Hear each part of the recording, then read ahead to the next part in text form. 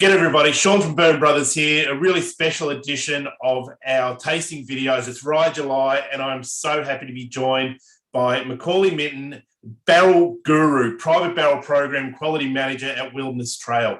So Macaulay's known as the Bourbon Swami. You've got to look at this guy's Insta and some of the stuff he does. It's absolutely brilliant. So Macaulay attended the University of Kentucky, graduated with certificate in distillation, brewing and winemaking, a bachelor's in community leadership and development. He's a recent grad of Northern Kentucky University's MBA program, and he's now doing his PhD.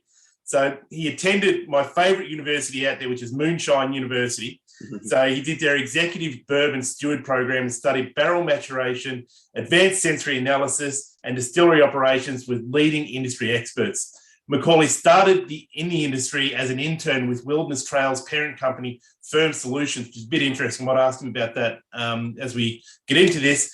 Researching ale yeast after meeting owners Dr. Heiss and Shane Baker on a school field trip.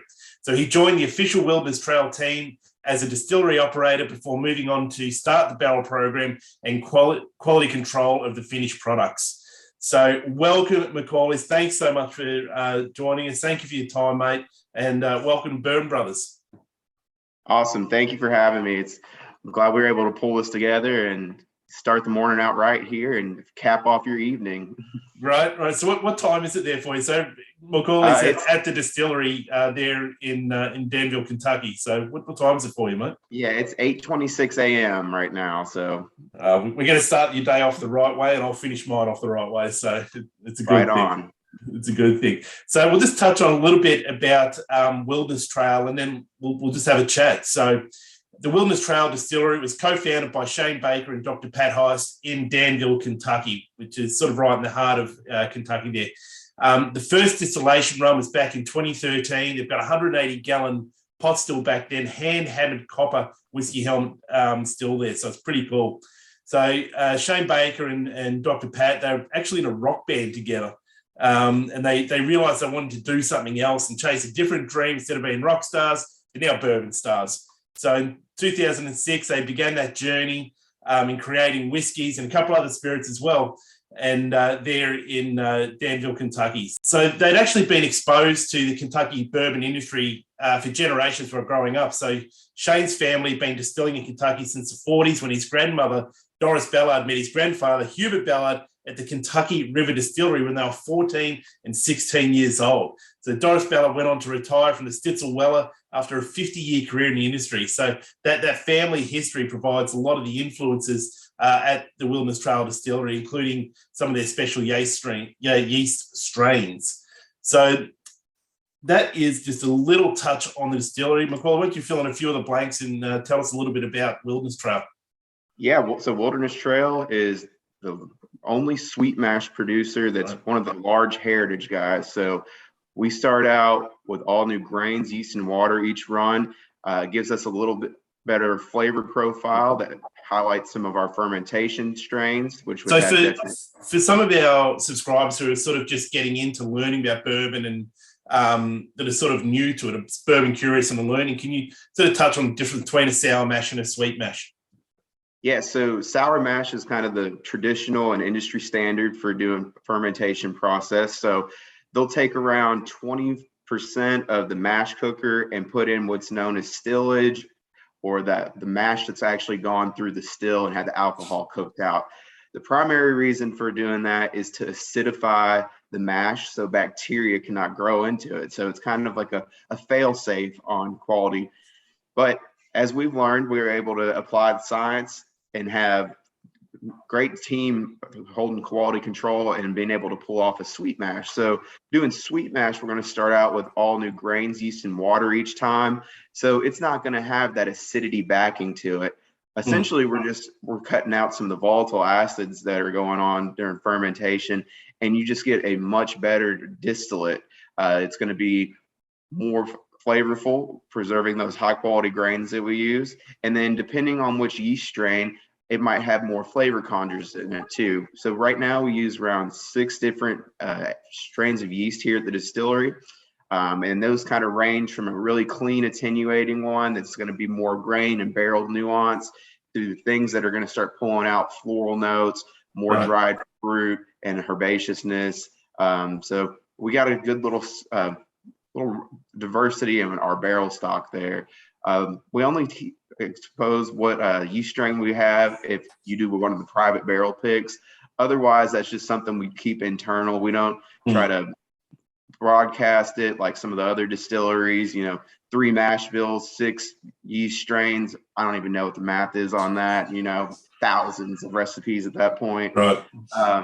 So that's the heart of that. And the other thing is science, guys. So Firm Solutions is the business that Dr. Heist and Shane Baker started in the early 2000s.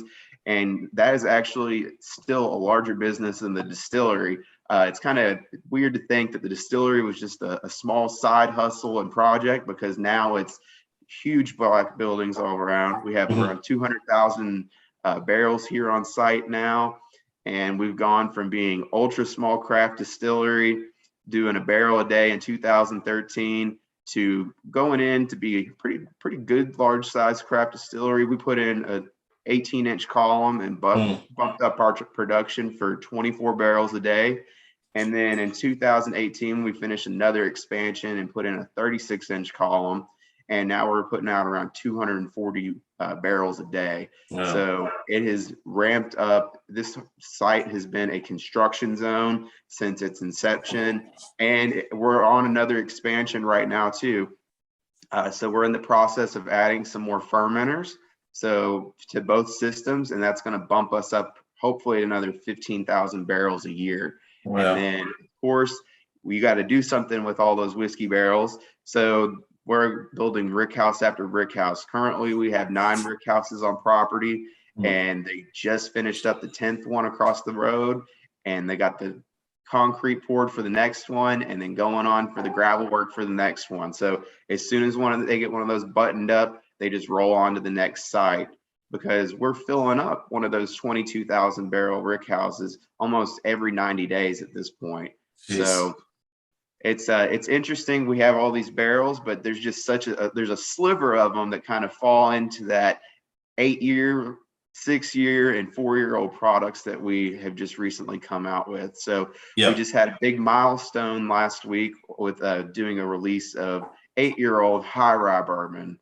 So it's just, the name of the game is just trying to put more back and get some older stock up, because no one really knows what the sweet spot is officially yet. And we've got all these new rick houses. So everyone's favorite question is, what's the best rick house? Well, in my opinion, it's our 2,000 barrel rick house, because that's just the one that I know that has all of our single barrels in it.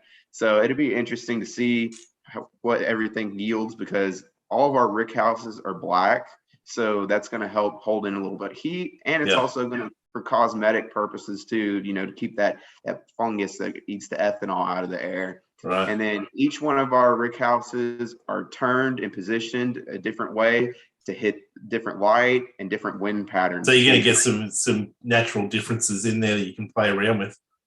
Oh yeah. And then, there's retention ponds and things like that add humidity and a little bit more moisture around that. So we're still learning as we go. There was no instruction manual for us. It's kind of been it sounds fun though. Oh yeah, it's a good place to be right now. Yeah. So what Firm Solutions, the sort of parent company out there, so what are they doing in the industry, in the spirit industry out there? So they're major supplier of yeast to distilleries, breweries, ethanol plants, and now seltzer category. Right. That one's just kind of new for us, but we are one of the largest producers for one of the number 1 seltzer companies, and they are buying yeast and nutrients from us as well too. So if you look around a liquor store, there's probably a hand Firm Solutions had either in making one of those products as one of the suppliers, or doing consultation services as well too, because Dr. Heiss and Shane Baker are the foremost experts in fermentation for distilled spirits. They're the mad scientist of the yeast industry, if you will. And it doesn't matter if you're a 2-day-old distillery or a 200-year-old distillery. These are the guys that you come to when you have a problem. Right. So on a day-to-day basis, we're maintaining our system, doing quality control on the mash, making sure that there's no bacteria or wild yeast or anything that's going to elevate any potential off flavors in our product, because like I was saying, with sweet mash, you have to be a little bit more careful about it. Well, that's why most people don't use it, because it takes more care, you've got to be very careful with it. And it's also more expensive as well too, because you got to think that 20% fermenter volume that we were just using the distillage in, well, you got to come up with that with more grain and water. So, and having a little bit more intactness on the sanitation protocols, but it just makes a superior whiskey. I believe that it ages quicker, just as a natural process, because our 4-year-old whiskeys, they are not super grain forward and kind of bitiness as another distillery that would be having a sweet mash or our sour mash product. Right. And that's because of that high quality distillate.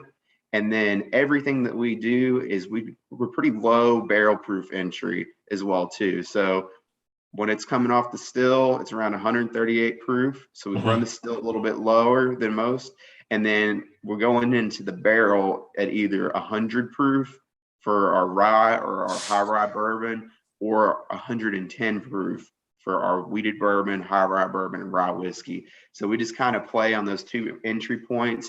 And then that's how we come up with some of these fantastic single barrels, and then also ultimately making a small batch now, because we recently kind of rebranded the line, if you will.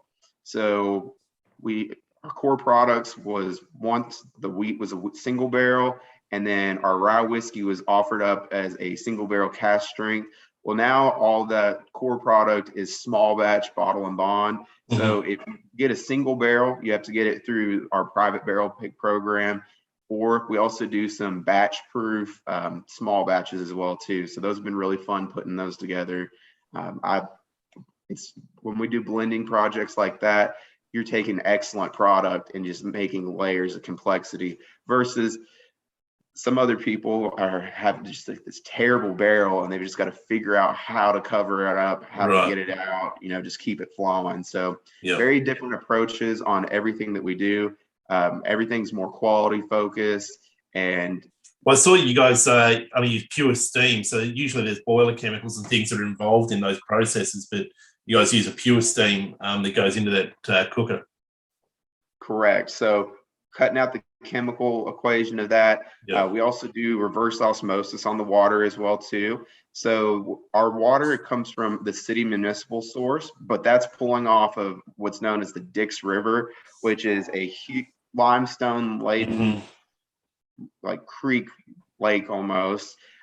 So very good, excellent city water that we have. And then anything that they add to it, we clean it up, and then it goes into our system as pure as we can get it. And then just starting out with clean steam, that's how we're sanitizing the fermenters, as well as heating up that mash as well too for our cook process. Right. That's awesome. Because we do our cook process a little bit different. So on top of sweet mash, we're also using what's known as an infusion mash system. So kind of similar to brewing. So we'll hit that steam up to 190 degrees, do our corn addition at that point, let it steep for a little bit over an hour, then drop it down to 165 degrees with cool water. That's where we go in with the rye or the wheat at that point. Let it steep for another hour, and then get it down to 155 degrees. Go in with our barley addition, let it steep, and then that's when it goes over to the fermenter, and we dump fresh freeze-dried yeast every time. So that's kind of one of the strategic competitive advantages, is as being a yeast supplier, we have all that yeast on hand. And also the Firm Solutions yeast, they use freeze-dried, so it's a little bit easier to get around, because other places might use slap packs or try to propagate themselves. This just ensures that you're going to have a top-notch quality start to your fermentation process each time. You can definitely taste that quality coming through in your product. The people that I've shared this with and we've enjoyed, it just sort of blown away by this rye that you guys, this barrel pick that was done by the guys at Whiskey Hunt Australia. So why don't we touch on a bit of the barrel pick? So you met those guys from Australia, and I've heard a couple of stories from that trip out there. Some good times had. through there, but maybe you could just touch base a little bit about the barrel pick process. How does that work? What are some of the do's and don'ts when it comes to selecting a barrel? Yeah, so the barrel pick program is what my primary responsibility is here at the distillery. So I'm going through barrel samples and trying to find a diverse group of unique flavors, because we just have that one mash bill, but each of those yeast strains and barrel locations are all going to give it its own unique signature thumbprint, if you will.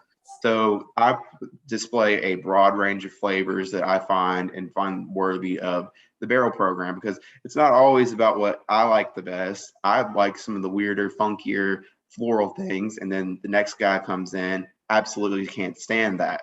So it's fun getting into learning people's taste profiles and what their preferences are, and then just having them walk away with a barrel that they're in love with at that point. Right. Because we're talking about a significant investment if you're purchasing a barrel, ferrying it to Australia, paying the outrageous duties and fees that go through there.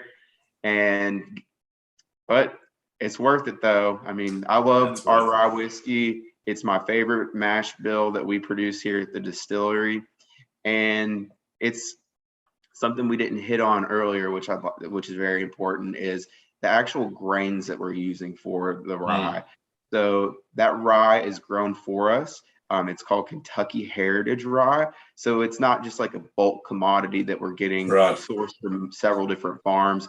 So it has a very unique flavor profile to it that's going to be more fruit forward, and also displaying some herbaceous qualities as well too, but not that traditional like 95.5 MGP mash bill where you're just spearmint bombs and dill bombs. That's just not how ours comes out. No, not at all. Or we market it as the bourbon drinkers rye as well too. So it's got a pretty good amount of corn content in it as well too. And then sweet mash is just going to make it ultra palatable as well too. No, it's a terrific drop within there, and so people, if they get over and they do the bourbon tourism, you guys are now on the Bourbon Trail, right? So you're out there with all the big traditional players, and you're part of that Bourbon Trail. Oh yeah, we're one of the big dogs now. Yeah, so no, that's so cool. We and that's very rapid advancement too. I mean, you got to think some of those people have been turning out whiskey for over 200 years. Yeah, and then you have us down in Danville, Kentucky, coming out with sweet mash products and just kind of changing the game on our approach on it. Yeah, because you guys were on the craft trail, but now you've sort of stepped into the major leagues, I guess, to use an analogy. Yeah, we've outgrown that. There's a cap of around 60,000 barrels, and we've blown past that already. But it's been great for us. It's also been great for our community as well too, because now that we put Danville on the map a little bit more, our tourism industry is starting to pick up more. There's more bars and restaurants coming online. People are developing more hotels. There's also another distillery coming online soon as well too. So it's definitely changing the scene up for the better. And I mean, we've got 75 employees here that are all making excellent salary, so this is a really good place to work at, and take care of their people too. So it's great to hear, and then that just flows through into the bottle. Just it really is the product. So let's talk about the one that we're here to talk about today. So it is the Wilderness Trail Settlers Select. It's a barrel pick by the guys at Whiskey Hunt Australia that went out there and chose their barrel, and they chose a good one. So it's a Kentucky straight rye whiskey, sweet mash, non-chill filtered. This one comes out of barrel 15L21-I1. It's a number 4 char on it, and it's a 5-year age statement on it. So it's cast strength of 55.5% ABV, and the mash bill on this one is 56% rye, 33% corn, so that higher corn, and 11% malted barley. So that is the barrel that they chose. So do you remember doing this barrel pick with the boys? Oh yeah, that's the first for me. I mean, I figured out how to get something into Australia with them. So everyone was good team sport on that. Yeah. It's a lot easier working with some English speaking countries though, just from experience with others.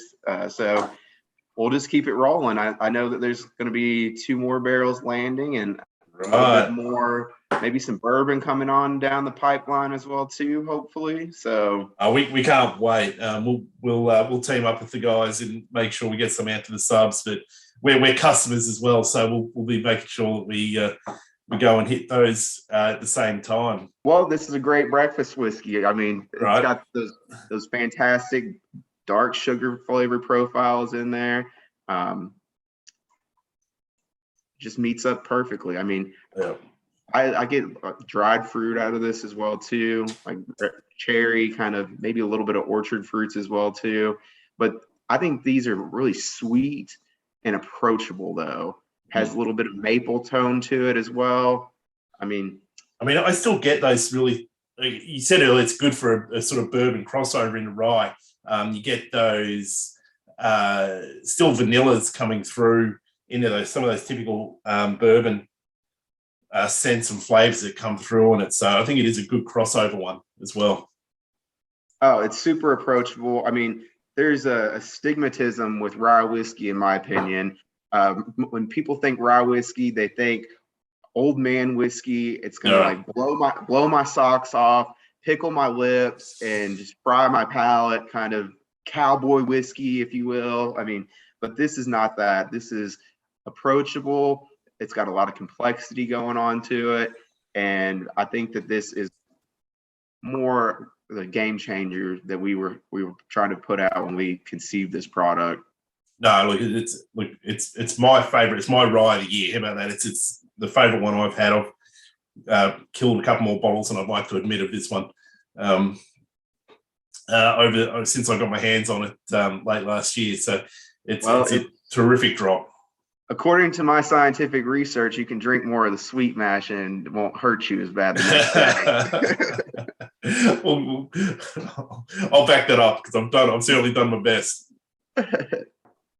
So when we send this out, we send out the tasting notes with it. So sort of the nose, I get sort of peppery, mint, gingerbread, sort of those sweeter depths that are there in the vanilla and some maple syrup come through on the nose. And that palate, rye soaked vanilla is how we described it. So it's perfect degree sort of bourbon sweetness and dialing up the sharpness and pepperiness in there. Then that finish, charred oak, cigars, mint julep within there. So it's it's just a delicately astringent sort of finish on it, and it's just thoroughly enjoyable. And I think the complexity builds. The finish in this one for me is you keep going back everything, and it just continues to build. It's so complex, and there's more behind it every time you sort of go back and think about it. Yeah, and I'm usually such a purist when I'm drinking my whiskey, just because it's such a great sipping whiskey. But I also, my favorite cocktail to make with the rye is what's called a paper plane. So tell us about it, man. So a paper plane is kind of a newer cocktail on the scene. It's actually, so you use equal parts. It would be rye whiskey, Amaro, Aperol, and lemon juice, lightly shaken and then served mostly up.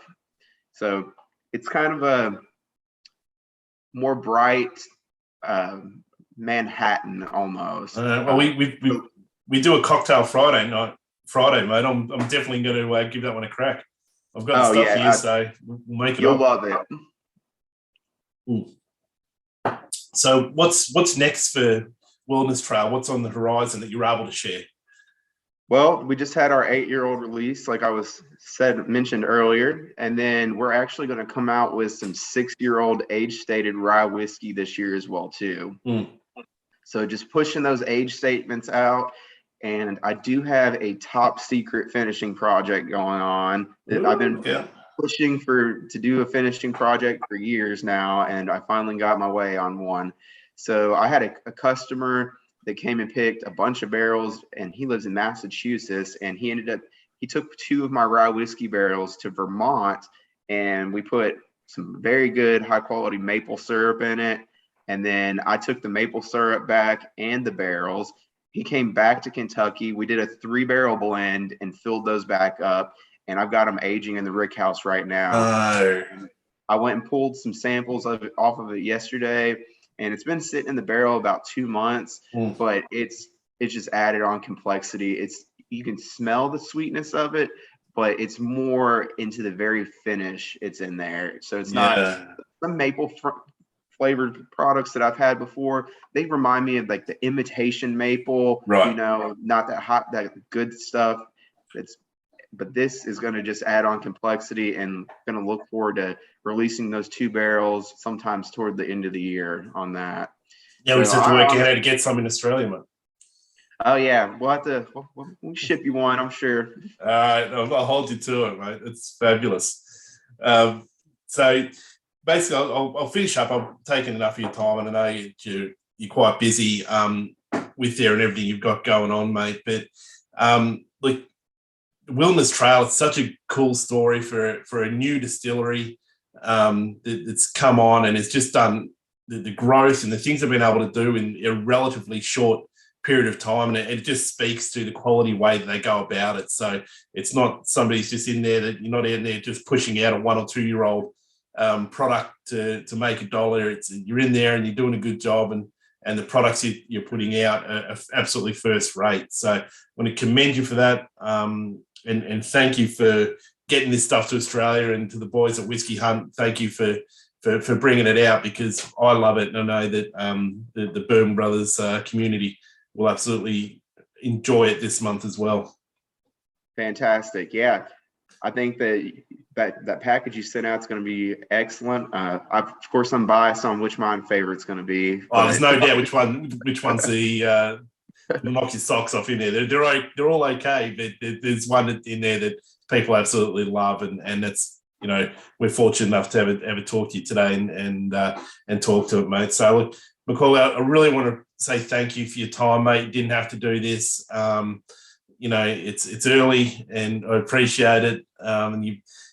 So make sure you get on and have a look at Macaulay's Insta out there. He does some amazing and interesting stuff with his yoga and his travels, and the journey that he's been on in there as well. It's really fascinating stuff, and I love that you're able to blend that with what you do for a living and the passion that you bring into that.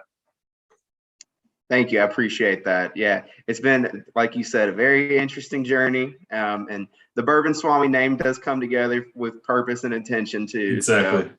So, exactly right. I'm glad we were able to knock this out of the park though today, and be able to spend a little bit of time together. I hope that if you ever on this side of the world, you definitely make sure you come by and say hello. Man, I'm planning on jumping to anyone in the tribe out there. Perfect. Well, the Bourbon Trail trips, and I think I'll try and jump onto the next Whiskey Hunt one with the lads up there. And but it's an amazing. If you haven't done it, and just obviously out to our subscriber group will be watching this, it's an amazing experience. You get to, and even if you're traveling with your partner or that, you don't have to be a bourbon lover to really enjoy the experience, and to experience some of the history and the scenery and the hospitality that you get on that experience. It's so cool. So get on the Bourbon Trail and go see the team at the Wilderness Trail team.